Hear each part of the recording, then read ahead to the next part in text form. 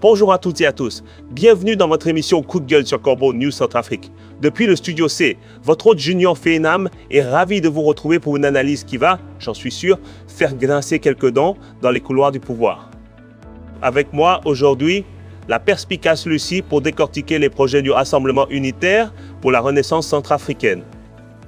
Bonjour Junior, ça promet d'être animé et je suis prête à mettre les pieds dans le plat avec toi sur ce sujet crucial pour l'avenir de la RACA.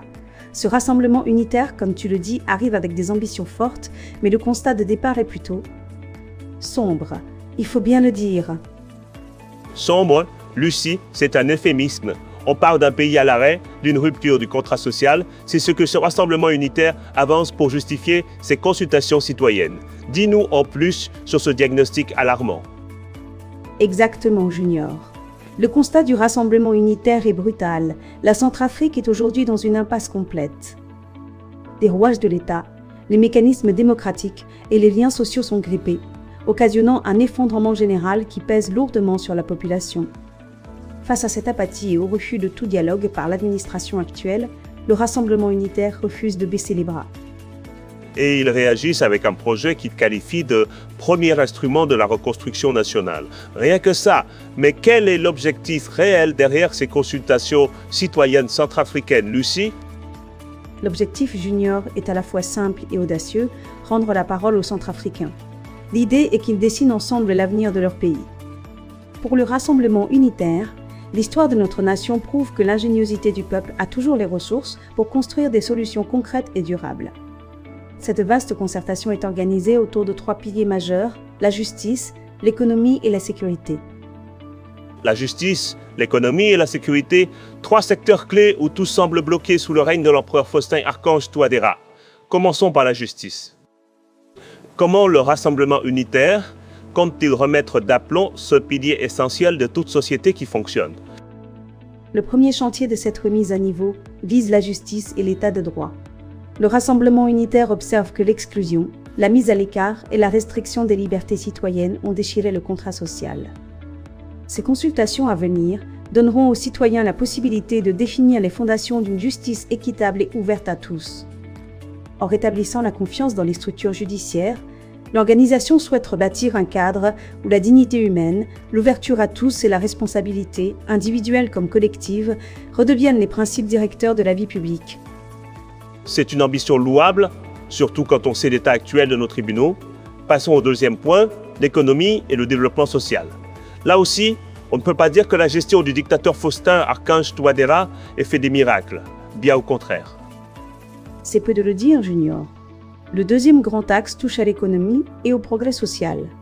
La conduite actuelle des affaires a conduit à un délitement des capacités productives et à une paupérisation avancée de la population. Les discussions citoyennes initiées par le Rassemblement unitaire chercheront à faire émerger des propositions concrètes issues de la réalité du terrain. Il s'agit d'encourager la créativité citoyenne, de mettre en valeur nos richesses locales et de bâtir une solidarité nationale vivante. L'économie doit cesser de servir des intérêts particuliers pour se dévouer enfin à l'intérêt général centrafricain. Des propositions concrètes pour une économie au service de tous, ça sonne presque comme une utopie dans le contexte actuel.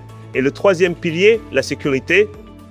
Comment repenser ce secteur vital alors que le pays est toujours sous la menace de groupes armés et d'une instabilité chronique?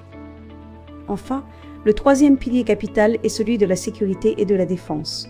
Un État ne peut évoluer sans un environnement sûr et protecteur pour ses habitants. Les consultations citoyennes offriront un cadre pour repenser l'organisation de nos forces de défense, afin qu'elles soient véritablement républicaines, qu'elles protègent et qu'elles respectent les droits de chacun. Cette quiétude interne est également présentée par le Rassemblement unitaire comme une condition clé pour réussir l'intégration africaine et apaiser les relations internationales du pays. Un programme ambitieux ici. Mais comment le Rassemblement unitaire compte-t-il organiser ces consultations? On parle de donner la parole aux Centrafricains, mais concrètement, comment cela va-t-il se passer sur le terrain? Ne risque-t-il pas de rester cantonné à quelques cercles privilégiés? C'est une excellente question, Junior. Pour accomplir ces réformes, le Rassemblement unitaire met en avant une approche ouverte et actuelle. Les échanges se dérouleront via des modes de participation variés, mêlant des rencontres en personne, des plateformes à distance et la possibilité de déposer des contributions écrites. Pilotée par un comité de coordination ouvert, cette initiative garantit le respect de la liberté d'expression de chaque participant. Par cet appel au peuple, le Rassemblement unitaire prend des engagements clairs pour livrer un projet de société solide élaboré par et pour les Centrafricains. C'est une approche intéressante qui cherche à éviter les écueils habituels. Merci beaucoup, Lucie, pour cette analyse claire et percutante des ambitions du Rassemblement unitaire.